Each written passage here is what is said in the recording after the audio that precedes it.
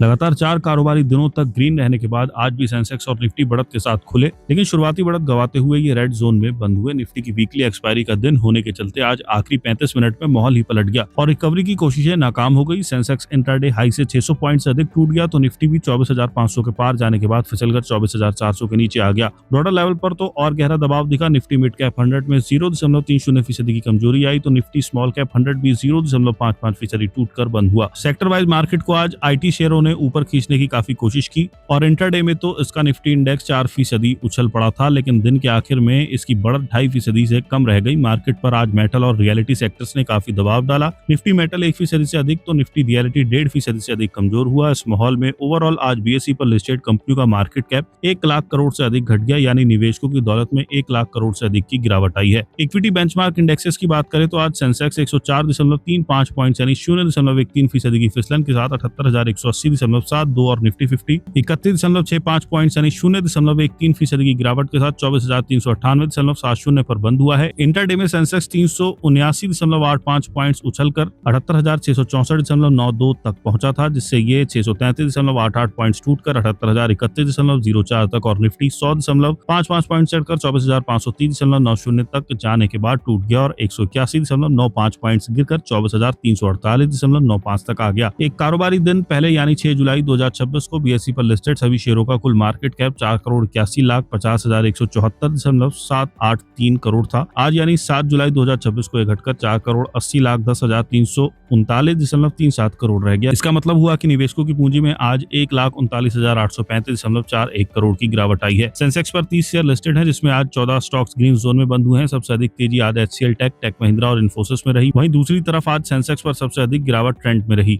8 जुलाई को कैसी रह सकती है बाजार की चाल? कोटक सिक्योरिटीज के head equity research Shrikant Chauhan ने कहा कि आज बेंचमार्क इंडेक्स में ऊंचे लेवल पर प्रॉफिट बुकिंग देखी गई। निफ्टी 31 पॉइंट नीचे बंद हुआ, जबकि सेंसेक्स 100 पॉइंट्स गिरा। सेक्टर्स में आईटी इंडेक्स 2.4% से ज्यादा चढ़ा, जबकि डिफेंस और रियलिटी में इंडेक्स में लगभग 1.5% की गिरावट आई। टेक्निकली एक अच्छी रैली के बाद मार्केट में ऊंचे लेवल पर प्रॉफिट बुकिंग देखी गई। दिन के हाई से निफ्टी 130 पॉइंट से ज्यादा गिरा। डेली चार्ट्स पर इसने एक बेयरिश कैंडल बनाया, जो मौजूदा लेवल से और कमजोरी की संभावना दिखाता है। हालांकि शॉर्ट टर्म मार्केट का टेक्सचर पॉजिटिव बना हुआ है। डे ट्रेडर्स के लिए 24,300 से 77,700 एक जरूरी सपोर्ट जोन के तौर पर काम करेगा। इन लेवल से ऊपर मार्केट 24,500 से 24,550, 78,400 से 78,600 की रीटेस्ट कर सकता है। दूसरी तरफ अगर बाजार 24,300 से 77,700 से नीचे गिरता है तो ये 24,200 से 24,100, 77,400 से 77,100 की ओर तेजी से गिर सकता है। एसबीआई सिक्योरिटीज के टेक्निकल और डेरिवेटिव रिसर्च सुदीप शाह ने यह कहा कि मंगलवार को बेंचमार्क इंडेक्स निफ्टी ने सेशन की शुरुआत पॉजिटिव नोट पर की और दिन के पहले हाफ में अपनी बढ़त को बढ़ाया, जिससे मुख्य रूप से आईटी सेक्टर में मजबूती का सपोर्ट मिला। हालांकि इंडेक्स 24,500 के निशाने के ऊपर टिक नहीं पाया, जिससे सेशन के दूसरे हाफ में तेज प्रॉफिट बुकिंग शुरू हो गई। नतीजतन निफ्टी ने अपनी इंटरडे बढ़त कम